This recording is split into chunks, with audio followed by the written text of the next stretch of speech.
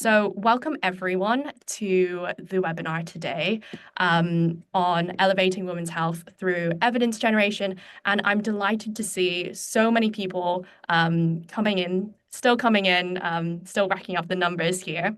And my name is Zara, I'm from Lindus Health, and I'll be your host for today's discussion. So women's health has historically been understudied and unfunded, yet it represents a really critical area where evidence-based approaches can dramatically improve outcomes. And today, we're really fortunate to have assembled such a great panel of women and experts who share their insights on conducting meaningful research in women's health. So in terms of housekeeping, just a couple notes here. We do have a Q&A section that you can write your questions into. We'll have a section at the very end, but we'll make sure when we are doing discussions that if we see anything, we'll make sure to try and touch upon it during our chats and insights. And we'll make sure that if we do see any questions that aren't addressed, to take a look at them after and circulate any responses from our team. Perfect. So before we dive into our discussion, let me introduce you to our lovely panelists. So maybe we can start with Dr. Michelle, if you want to give your introduction. Thanks, Sarah. It's great to be here and welcome to everybody. I'm really looking forward to diving into the discussion today. I'm an obs and gynae doctor by background who has moved into health tech. I'm now a consultant at MFG Health Consulting, and my whole job now is helping build and grow women's health businesses. And for that, evidence generation is key. It's crucial to actually be able to move the business forward and have the impact. So, we're going to be diving into that in more depth in a moment. But another big part of what I do is actually working with Zara and the women's health team at Lindus Health with regard to clinical trials, with the thinking about the design of it, recruitment, retention of participants, and looking to deliver the outcomes that ultimately companies need with regard to evidence generation for regulation, for marketing, etc. So yeah, really great conversation. Looking forward to it. Thank you. Great. And I'll go next since I'm next on the line. So really great to see everyone. So I'm Zara. I'm part of the clinical partnerships team here at Lindus Health. So as Dr. Michelle mentioned, I work closely with her on our women's health studies. And so I've really been involved in several studies across women's health, whether that be in menopause or endometriosis or in women's health cancers there. So supporting the Lindus team and getting these trials across the line. And then Lucy's next. Thanks, Zara. So hello there. I'm the Chief Clinical Officer at Oviva. So Oviva are a company providing trying to be the most accessible and effective treatments for weight-related conditions. So primarily things like obesity, type 2 diabetes, hypertension, of which, of course, a significant proportion are women, and we have a real commitment to trying to serve underserved groups. So we make sure that our care is free at the point of access by working with our market payers, such as insurers or the NHS in the UK. And we strive to undertake research that represents those groups, is inclusive in terms of design. And I really look forward to sharing some of our learnings over the 10 years that I've been there. And for anyone that works in startup life, you'll know that 10 years in startup is like dog years. It's kind of like 70 years. And in that time, I was counting it up before I came today. We've done 7 RCTs, but we've got another 2 in the pipeline for this year. We've done dozens, and I mean dozens, maybe like 30 to 40 cohort studies. And then we've done some huge real world evidence cohorts of like 25, 30,000 cohorts. We've treated 800,000 patients to date across the UK, Switzerland, Germany, France. So yeah, looking forward to discussing all things research and the thrills and spills. Thanks, Sarah. Perfect. And resonate with the idea of dog years in startups. I think people here who are 6 months in are veterans by the point. I think things move really quickly. And finally, Danielle. Yeah, wonderful. Thank you so much, everyone. I can agree with that. I've been at Natural Cycle since the fall of last year, and it's been a very quick few months for sure. Yeah, it's really great to meet you all. I'm Danielle and I'm Medical Affairs Manager at Natural Cycles. I have a background in women's health research, primarily focused on chronic conditions like endometriosis. But since joining Natural Cycles, my work is really aiming at fostering research collaborations with external academic researchers, supporting the research function at Natural Cycles, and also engaging with healthcare providers, particularly within the UK, about the evidence that we have generated and continue to generate at Natural Cycles. Natural Cycles is the first and only FDA cleared and CE marked digital contraceptive. In essence, if I were to give a quick elevator pitch for what Natural Cycles actually is, so we, as a digital contraceptive, have an app, and our algorithm actually uses a woman's temperature, which is either collected through a thermometer or an integrated wearable device like the Oura Ring or Apple Watch, as well as period data and optional LH tests to predict fertile days, aiding Natural Cycles users in both the planning and prevention of pregnancy. Yeah, I'm really excited to talk more about research today. I think it's crucial in the women's health field, so really excited. Thanks, Zara. Yes, and definitely. And we were supposed to have Philippa from Jude, and she sends her sincere apologies that she can't be here. But if there were any particular questions for her that people had, be sure to send them in the chat function or the Q&A function, and we can be sure to take note and route it to her, and hopefully she can provide some great insights and answers to them. So, to get us warmed up, let's begin with kind of a fundamental question that sets the stage for our discussion today. So, what percentage of research is dedicated to developing women's health products? And so, I'll launch the poll here. Can everyone see it? Please give me a thumbs up. Oh, I can see everyone's responding. Unfair. It says panelists can't vote. I think you should know the answer.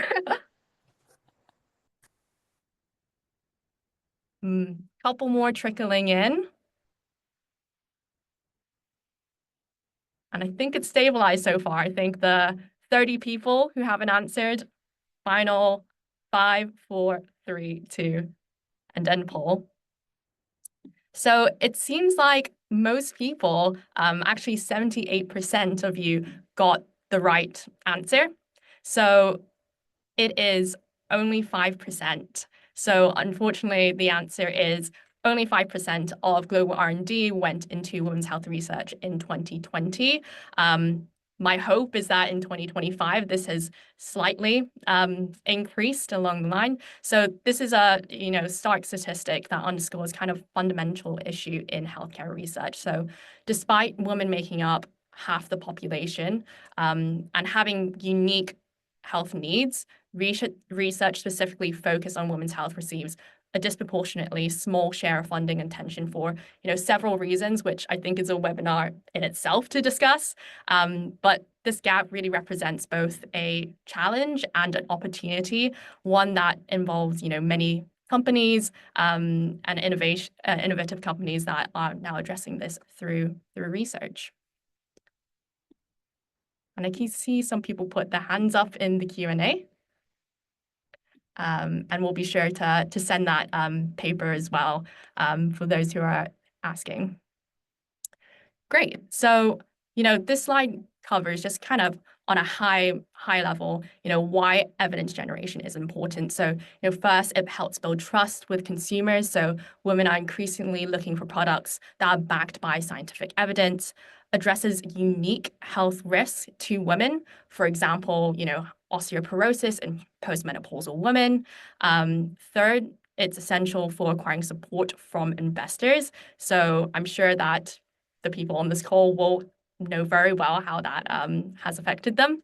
And lastly, evidence generation to help uplift the industry standards. So I think this is where I end kind of my monologue here and get to open up to the rest of our panel, particularly Michelle, to start off with. So Michelle, in your own words, why do you believe women's health research is so important in this day and age?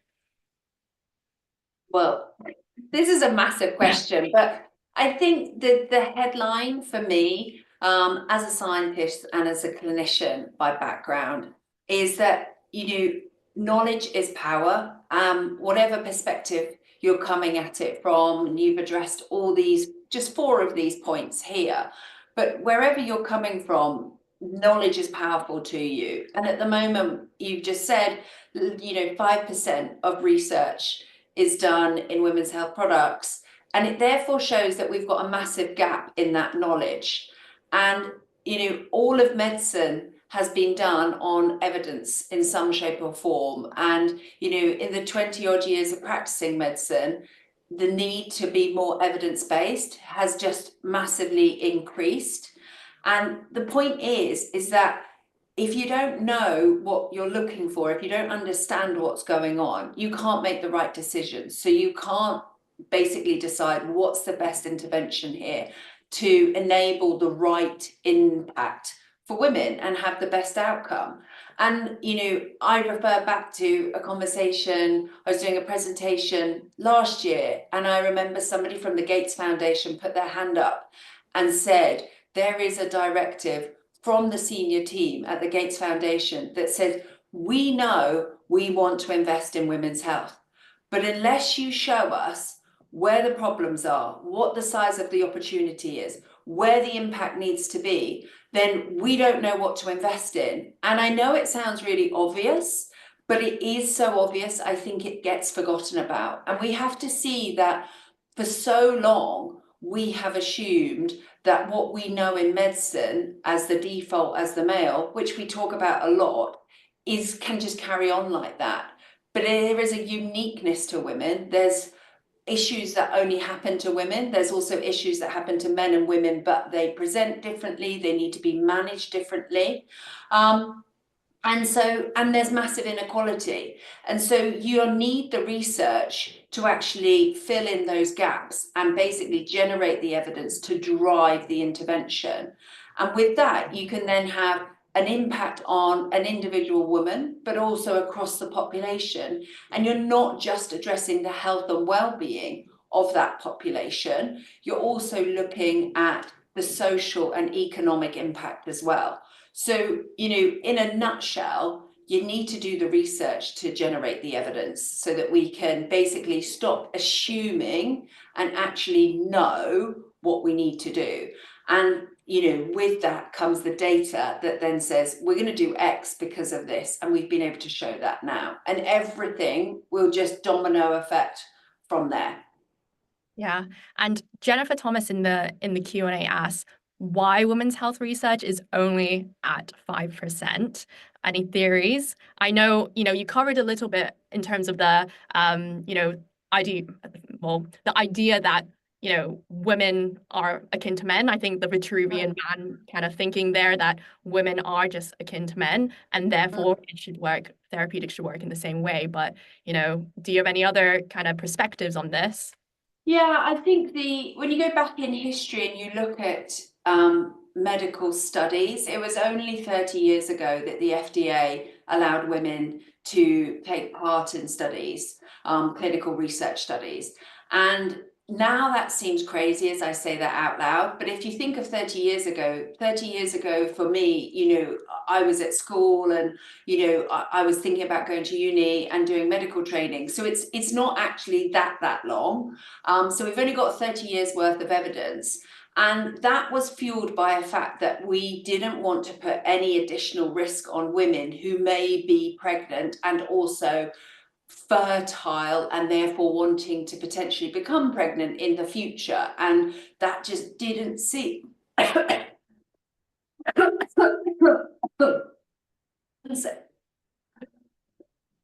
No problem. And yes, Michelle, I think, I've read a very similar thing around because of thalidomide and the problems that it caused with teratogenesis, that was actually a step back and that led to a lot of the caution taken for women's inclusion in clinical trials. Can I pick up on this? Because I just think it's so interesting, because then when you think of some of the fundamental truths that we've accepted from the history of our research. So obviously I said Oviva worked very much within weight management.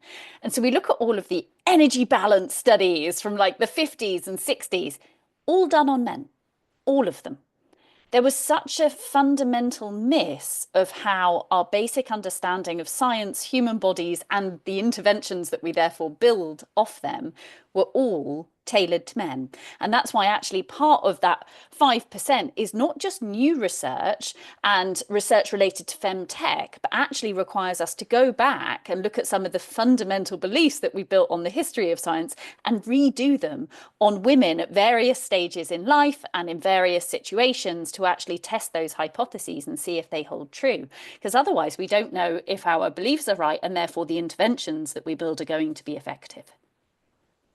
Yes, and as you said that, I was a bit, it feels a bit scary in some ways to know that, it's only being tested in a certain, types of population and not across the whole lifespan. So something that, affects me now could affect me very different in, 20, 30 years time, post-menopause. But to start getting into kind of the meat of the discussion here, before we dive deeper, I know there was a question in the chat around what RWE stands for, but just to level set a little bit before we kind of go into the reasons why or why not to go one approach or over the other. It's good to just overview the two approaches here. So, with clinical trials, it's aimed to demonstrate the product's safety and efficacy in a controlled setting. So this is kind of the ideal conditions here.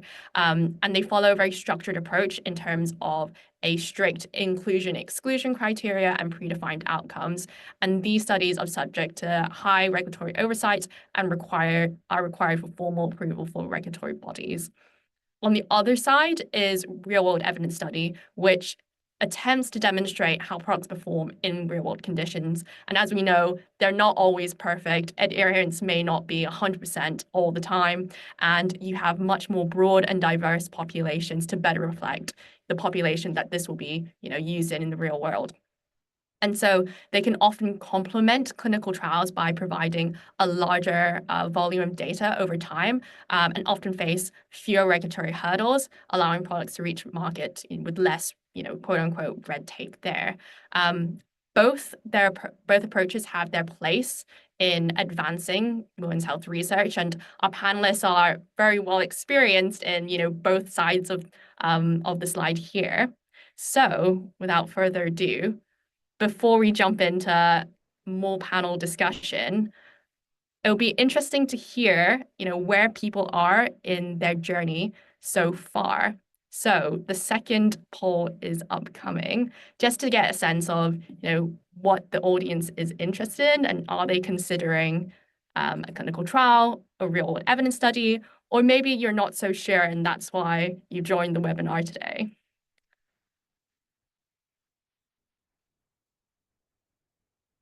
We have coming up to 50% of people responded.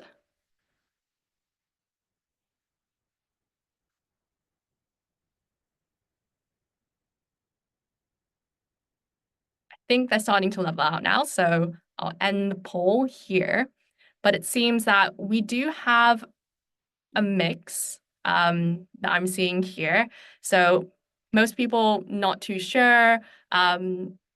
People who are looking to run some kind of evidence are leaning more towards, clinical trials versus real world evidence. But it'll be good to dive in a little bit deeper to that. So I'm going to stop sharing my screen now so then we can have a look at everyone's faces on the panel here. So to start off, maybe we can speak to Danielle on this first bit. So Danielle, I know with Natural Cycles, you've done a range of studies. So, both studies with respect to, product effectiveness and safety for regulatory clearance. And then, on the other side, real world evidence studies. So would you be able to kind of walk us through those pieces of research, maybe your thoughts on, one versus the other and how it was used or what it tried to convey with each of these types of research? Yeah, of course. Thank you. Yes, I guess first of all, it's important to note that maybe there are some distinctions in the type of research that we do at Natural Cycles. As you said, one that is more focused on our product, which of course is crucial for both product development and from a regulatory perspective. But the other type of research that we do is more so research that we publish on other topics that are in the women's health field. So mainly for, new knowledge generation in the wider sexual and reproductive health field. So I thought I would just kind of break down the different studies that we've done. So as I mentioned, we are FDA cleared, CE mark. So we do have those regulatory clearances as a digital contraceptive. And the studies that we've done are, in a sense, kind of in between a clinical trial and a real world evidence study, in the sense that at the time, we actually had users who were using natural cycles. And so in the study that went into our FDA clearance application, we had more than 15,000 women who were using the Natural Cycles app at that time. And within this study, we defined our typical and perfect use effectiveness of the Natural Cycles product. So this was a database study of those users, which relied on pseudonymized data. It was not within a controlled setting in a way that a clinical trial would be, and it didn't require any additional recruitment of women as they were already using the product. And so there wasn't any additional level of risk, and therefore it wasn't deemed needed essentially for us to be doing a more kind of formalized clinical trial under the regulatory guidelines. In all of our studies, though, we do obtain the relevant research ethics committee approvals, both in our effectiveness studies and in those other study types I was telling you about. It's important to say that because the data that we collect is through our app, there are many benefits to that in terms of doing a research study. So we end up with very big data sets that are also very clean. And so in terms of, from a practical perspective, doing the analysis on that data is quite nice. We can also very easily follow up with users through the app or via email. So if they drop out of the study, we can check whether they ended up getting pregnant, which is obviously crucial for our effectiveness studies. And of course, we also regularly conduct post-market surveillance studies, which is a requirement with the regulatory bodies. So that is the one type of study that we perform. Science and research is really at the heart of Natural Cycles. So these database studies that we perform that are not just about our effectiveness are really important for us. So we regularly collaborate with key opinion leaders in the sexual and reproductive health space to design, conduct, but also publish peer-reviewed studies using that database. Some of the studies that we've conducted have been about things like the COVID vaccine and whether that has impacted different aspects of the menstrual cycle. What's really important for us is that when users are onboarded into Natural Cycles, they're asked whether they're happy to be contacted about research. And so if they give that permission, then we will regularly contact them, asking if they're interested in participating in studies like this. And in terms of building upon that consumer trust, we regularly update them with findings from our work because they do, contribute their time and effort to those studies. And just finally, we also do conduct hardware studies. So I mentioned that people will have a synced either thermometer or a wearable device. And so when we look at the hardware equivalents, a user's birth control is not impacted, so they'll use this device in parallel to their existing Natural Cycle setup. But we essentially see if the devices are comparable in terms of the temperature measurements. And so again, we're not required to be running a clinical investigation for these, but we do seek ethical approval to run them. That's a very high-level overview of the three. Michelle, were you going to ask something? Yeah, I was going to say that I think it's a really important point that often doesn't get talked about. It's just the practicality of working with what you've got or access of what you've got to, whether that's data through an app or consumers with you. I mean, I think that quite often you'll sit in rooms and you're thinking ideally like, this is where we want to get to, this is what we want to show. But usually people underestimate significantly the work and just the ability to actually get to that point, like to run that clinical trial. And actually working with what you've got, there's so much benefit on just trying to work out what's the question that needs to be asked here. What is the outcome that we're trying to achieve? Is it an outcome so that we can get regulatory approval, so that we can market our product or service in a certain way? And if we want to market saying that X product will now improve, will help, will prevent Y disease, then you have to show that within a clinical trial. And there's no black or, there's no gray area there. But to get to that place, you have to go in steps. And I think Danielle, you spoke really well about how actually it was, obviously that's where Natural Cycles wanted to get to all those years ago, but it's like, where did they start? And they started with what they had, because I think often you can be so paralyzed and just be like, well, how on earth would I recruit all these people? How on earth can I afford all of this?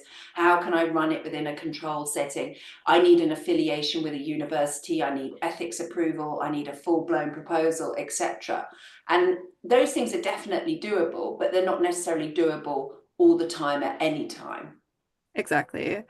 I think that's exactly it. I think Natural Cycles was always clear in that we wanted to obtain those ethical approvals, but we were in a position where we could leverage the data that we had already collected to submit evidence to the regulatory body. So I think there's a huge value in leveraging the data that you have available, both from kind of the more regulatory point of view, but also contributing to the wider women's health field.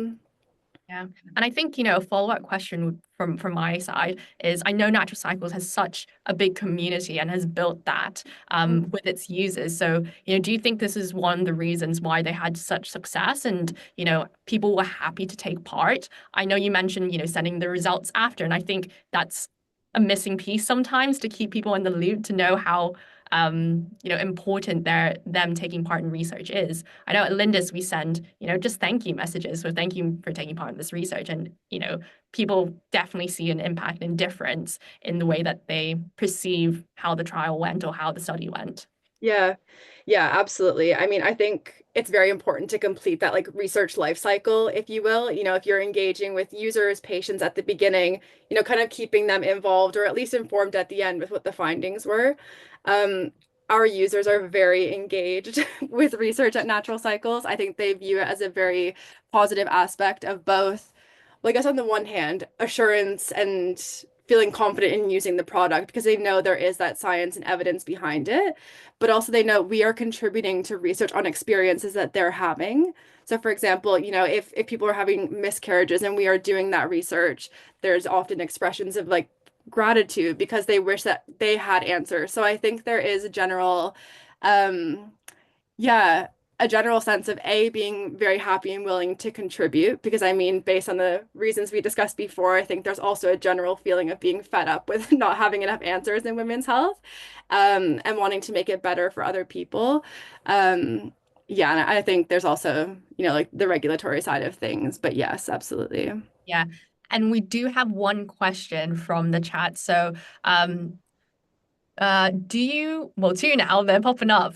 So do you ever have any pushback from the FDA regarding their clearance? What is that process like? What do you mean in terms of pushback? Maybe it's a bit less interactive because it's not.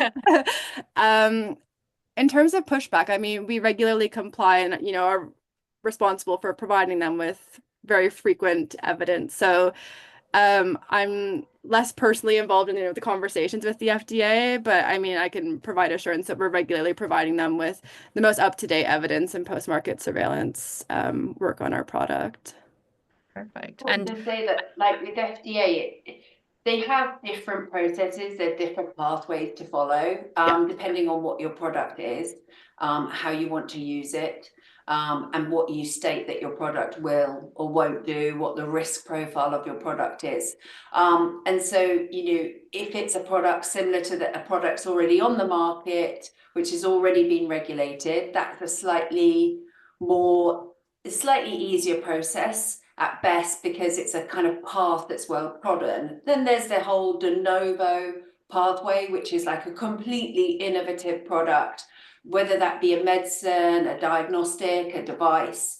But I think each company then ends up having quite a unique experience with FDA, because they'll say, whatever pathway you've gone down, this specifically is the data that you've given us. These are specifically the issues we may or may not have. These are our concerns we may not have. And there's, I think you'd agree, Danielle, quite an ongoing relationship in my experience with FDA. Similar, and it's not unique to FDA. So if people are here and they're looking at different geographies, different markets than just US, obviously you've got MHRA here in the UK, you've got EMA across Europe. Previous to Brexit, EMA and MHRA were very much as one, which I'm sure Lucy can speak to. it's kind of still, in my understanding, working its way out on how separate or not those two bodies are going to be and how different the regulation. I mean, I think it's interesting to put that political viewpoint here because it's relevant, because there was a push for at the end of the Conservative government to deregulate, and it's just Labour hasn't come out yet publicly to really state on what their feelings are with that, and therefore the direction that MHRA should take. But I don't know, Lucy, if you have anything more to add from your experience at Oviva, maybe. So interestingly, the one thing I would add to that is Europe is not one place. And actually across Europe, each market has their separate regulatory framework. So you actually have to take each European country separately and look at their regulatory framework for what you need to provide. So for instance, in Germany, BfArM assesses the evidence for digital therapeutics, and they're quite conservative. They request an RCT. If you want permanent listing, you need to produce an RCT. But there are some really interesting cases there whereby people are able to account for subgroup analyses not failing to meet the kind of primary endpoint, that they can support it with real world evidence. And there's been a few real success cases where they will take the body overall.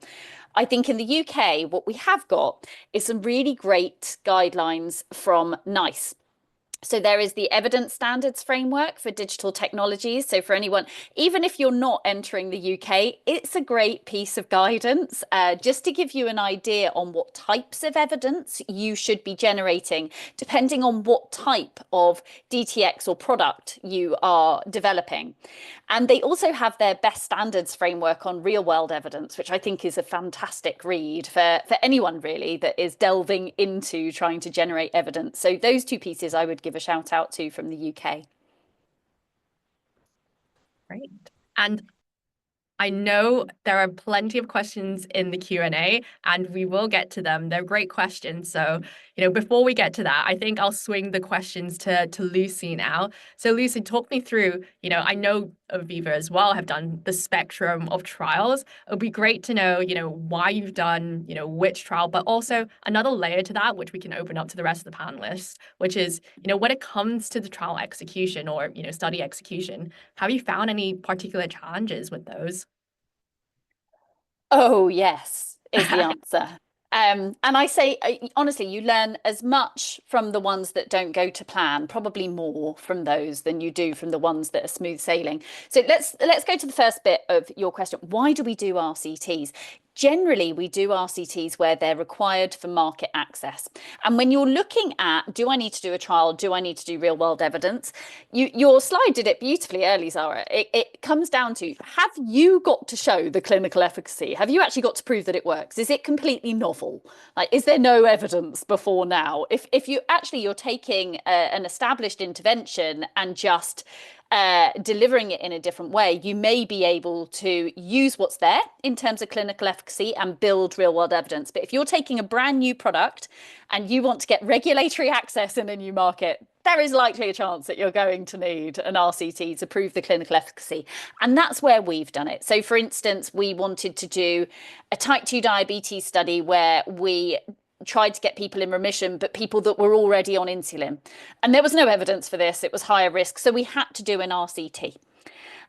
Similarly, as I mentioned earlier, with Germany and BfArM, we do RCTs there.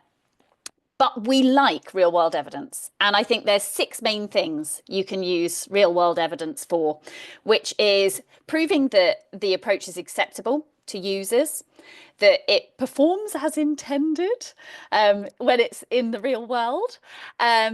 You can use it to check that there's no negative effects. You can use it, obviously, to check that it has the intended consequence and that there are great clinical outcomes in the desired population. So you can look at cost effectiveness. Does it drive efficiency? Is it getting your all important patient and clinical outcomes? And then finally, was it actually used as expected? Did people use it as long? Did the right people use it? And all of this just brings into an overall picture of, was it successfully integrated? Like, did it actually work? Were people able to put it in workflows? So all of that sits really well with real world evidence. But the big push that I would say is back to Danielle's point. We should all be collecting data from day one. Data gives you such power to use for real world evidence, but also to drive your own product development, to make sure that you have the right tools at your disposal. But with data power, obviously comes responsibility. So do check that you've got all of the right governance in processes to keep people's data safe, that you're getting the right permissions from patients to store and to use the pseudonymized data for real world evidence. All of that's really important upfront to make sure that actually you're able to utilize that data well. But look, I digress. Let's go on to the challenges. There are several. And let's look at women's health in particular.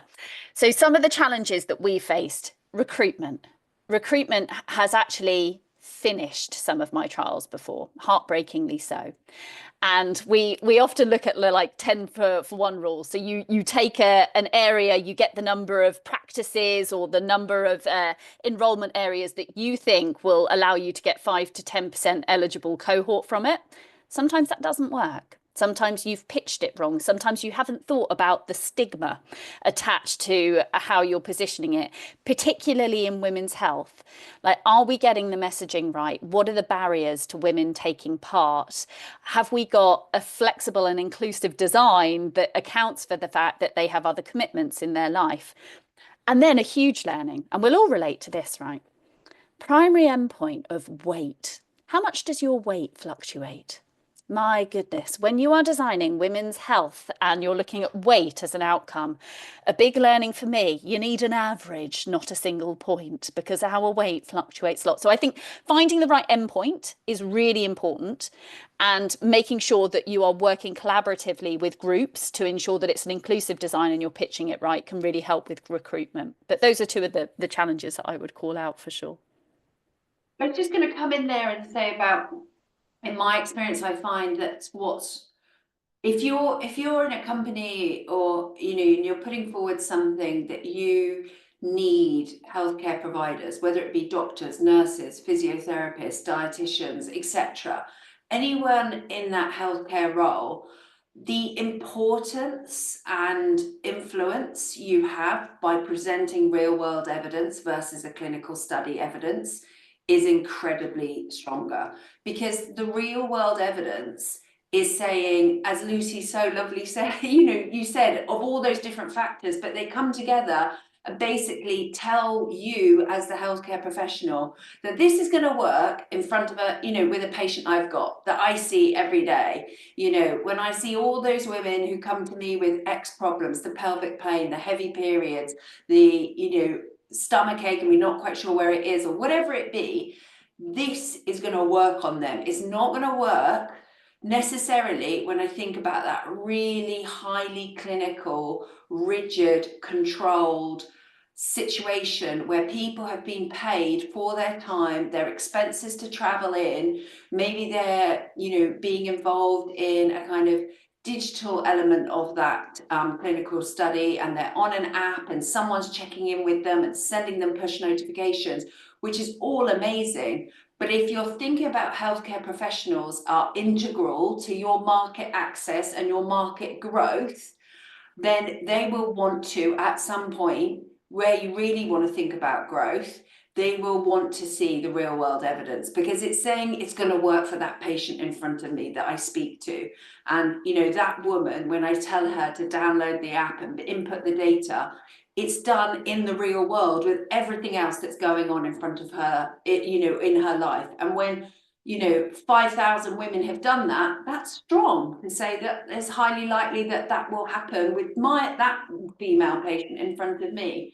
So I just wanted to pick that up, because I think there's a lot of clinical trial and randomized control trial is very much gold standard and is seen to be the holy grail. Yes, it is in research. Yes, it is when it comes to regulation, but it's not the whole and the end of the story when you're thinking about implementation and that market entry and growth which obviously you need to when you're a business. Yeah. And we have an interesting question from Ludovica. So Lucy, you mentioned fear of stigma that may prevent women to participate in studies. Could you elaborate more on this? And do you have any examples to understand how to improve recruitment pitches? I know with some elements of recruitment, some of it is, the logistical standpoint of, making sure that women have caretakers for their, children if it is of a certain age woman. So those small little things as well can help. But, Lucy, in your experience with recruitment pitches, is there a certain language you need to say? Would be great to hear. It's really individualized to the study and the topic area. It's a challenging question to answer, but of course, women's health can touch on many areas that there is stigma attached to, and women don't like to speak openly. From obviously Philippa's missing today, from Jude, who cover obviously bladder and urinary health, including incontinence, right through to issues around menstrual cycles and menopause. These are still, even today, stigmatizing topics that many groups of women don't feel comfortable in talking openly, and therefore perhaps wouldn't respond to an advertisement or want to talk to their family about it or sign up to a clinical trial. And that's where I think getting involved in awareness groups, support groups in that clinical area can really help you to understand some of the barriers that women encountering those issues or those times of life will face, what some of the more inclusive language and some of the motivating factors will be to help people to partake in research. I mean, sometimes we just overestimate the eligibility. I think another learning for me is don't make your eligibility too complicated. We've done a few where you try and find the perfect people, and of course then you've limited it so far that it's difficult to recruit enough volume. So try to be very pragmatic in your inclusion and exclusion criteria to keep your recruitment pool as broad as possible while still allowing you to get the endpoint that you want without it becoming really difficult to undertake those analyses. But I think those are my main points on stigma. It's not necessarily about partaking in research, it's about the clinical topic that you're researching and maybe some of the tasks that they would be needing to do as part of partaking, and the impact of those tasks on their daily life. And of course the other thing we haven't talked about is how are you incentivizing them? How are you covering their expenses? How are you making it valuable for them to take part in this study when, as you've mentioned, there are tons of things that women are doing, from working to caregiving to, holding up the world. And we have to really play that into context of making sure that those research designs are inclusive and accessible. And the other thing I'd just say on that point about eligibility and incentivization is, along with stigma is a feeling of this is completely normal, everyone has this, it's acceptable, and therefore why on earth would I take part of research? I shouldn't be eligible because everyone's told me, like if we're thinking about Jude and overactive bladder and incontinence, everyone's told me, you're of a certain age now, you've had children, this is what happens, this is completely normal, this is acceptable, this is not a medical condition, and therefore why on earth would you be thinking they would want to speak to me or they would want me to be involved in it? So I think when you're thinking about pragmatically looking at your eligibility criteria, I think it can be really useful to give maybe case studies or vignettes of the type of person you're looking for, so that you're really making it relatable to that woman who sees that advert to go, yeah, I do get up at night and read, and read twice a night. Or yes, I have felt, am I thinking about weight loss because I need to lose 5 stone? No, I don't need to lose 5 stone, but I could do with losing a stone. Am I eligible? Is that who they're trying to attract? Like, if you can try and give as much detail in that way, don't make it complicated, to Lucy's point, but I think detail and examples and that storytelling can be really helpful. And working it out what is relatable by getting in those Facebook groups, getting in those advocacy groups to understand how women see this problem and how they talk about it. And then the other thing about that incentivization is it doesn't always have to be money. I think that's seemed so much to be the obvious bit, but I think, without wanting to be crass, that isn't necessarily, you're not going to pay enough money for it to be significant, and therefore that it will really incentivize women. I think there's a lot more, and I think there's a lot more about education. What do I do next? What should I do if I've got this problem? I've tried this, what should I do? There's so much that can be offered in a very cost-effective manner by, let's have a webinar and talk about this one issue or answer your questions. That can be such a valuable incentive over saying, I'll give you a £50 voucher, for example. Can I add Yeah. to that, Michelle? Because I've just thought of one more challenge that I would have thrown in, and you've just highlighted it beautiful. The challenge of retaining a control group. Because actually, when people sign up for a trial, they're not signing up because they want to be in the control group. They're signing up because they want to be part of the intervention, usually. And therefore, getting the pitch right for your control group, both in terms of if there's any monetary compensation, but looking at options like giving them access to the intervention after a period of time, looking at how you can give them additional support or check-ins is really important, because otherwise it fundamentally destabilizes your entire trial, because they won't stay with you for the course because there isn't enough there for them. So that was the other challenge I wanted to pick up. Zara, can I add just one point going back to the stigma? This comes into kind of other parts of the conversation that we've had already. I think it's a bit of like a chicken and egg situation, but I think when you establish like trust within, with users of your company, I think there also is perhaps also like an extra willingness to contribute to research that is perhaps about things that are stigmatizing, like miscarriage, for example, in our case. Because I think we often hear, from users who participate in research that's actually about a very difficult time in their life.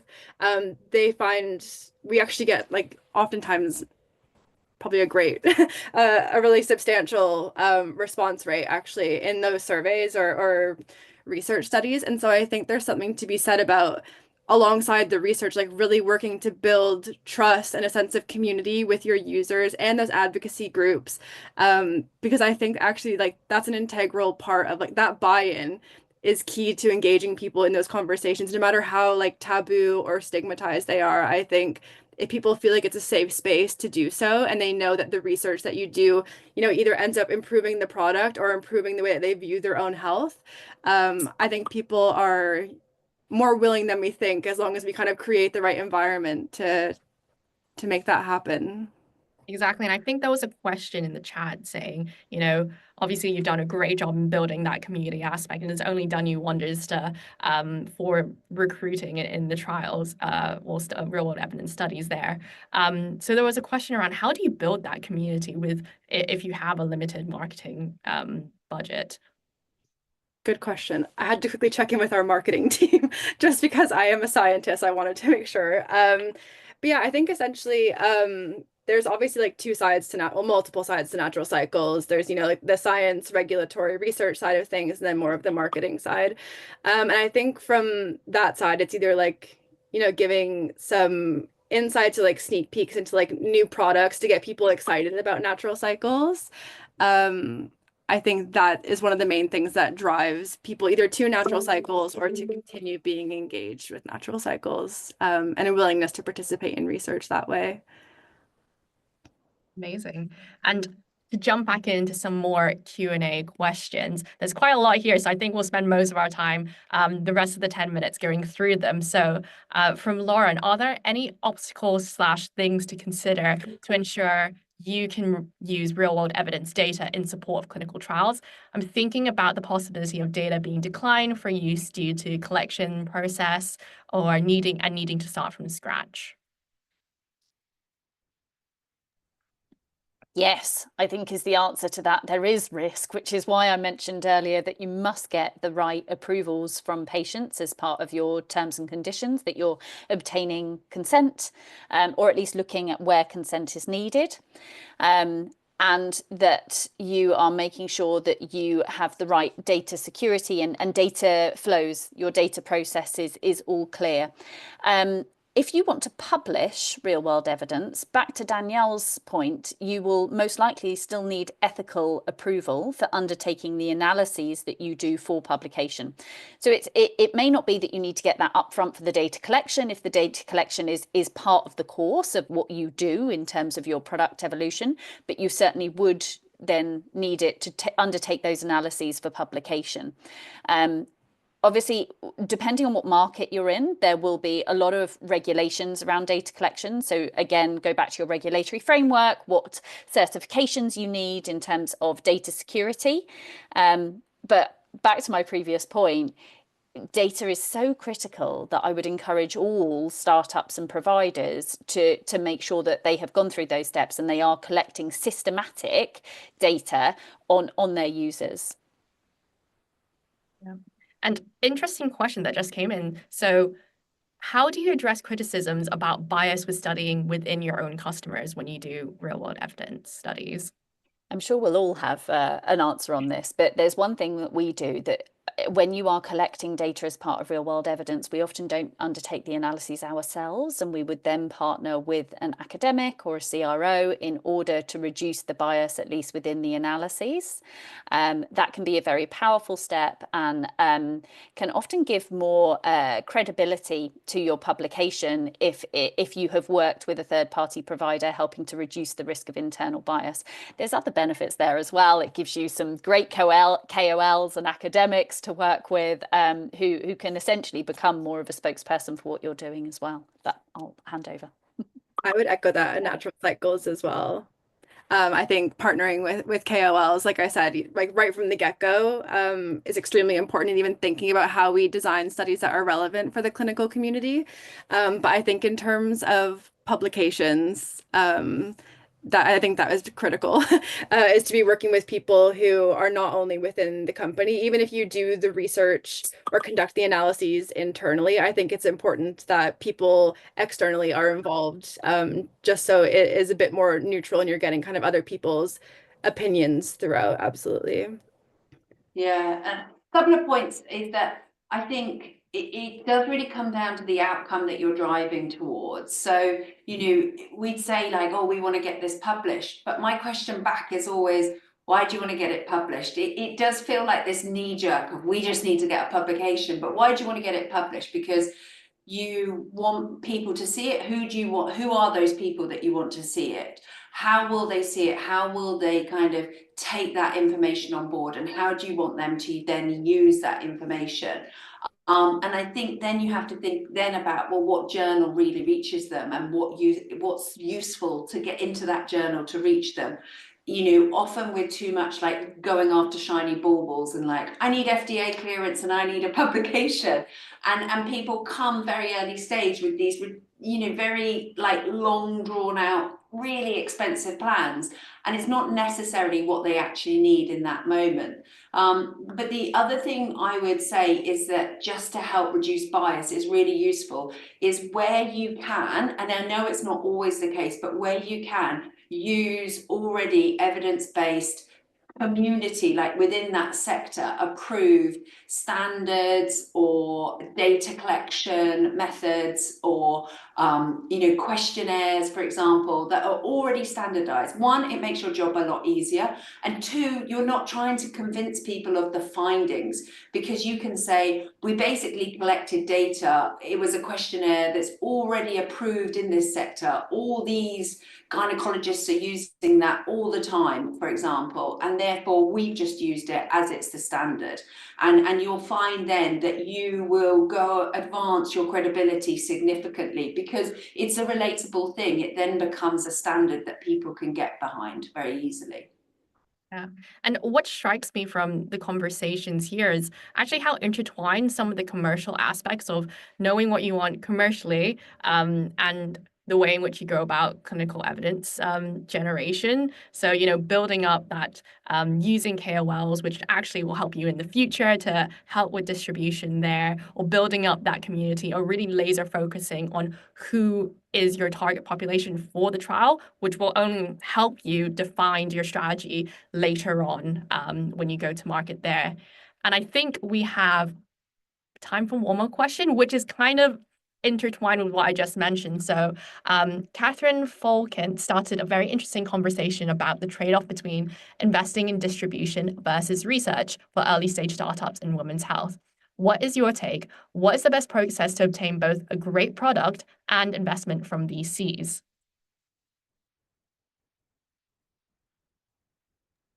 Happy to kick off. I would always start with, what is your product? What's it trying to do? Like, if your product needs to be prescribed, you can't go around that and suddenly start selling it on a supermarket's shelf. So, your pathway that you have to follow is somewhat already dictated, whether you like it or not. So I think it's the question of, what is your product? What's the minimum that your product needs to be? Yeah, ideally you'd like it to be prescribed. Ideally you'd love every GP to do it. But is that where you need to start right now? Is there a version of it that doesn't necessarily need all of that?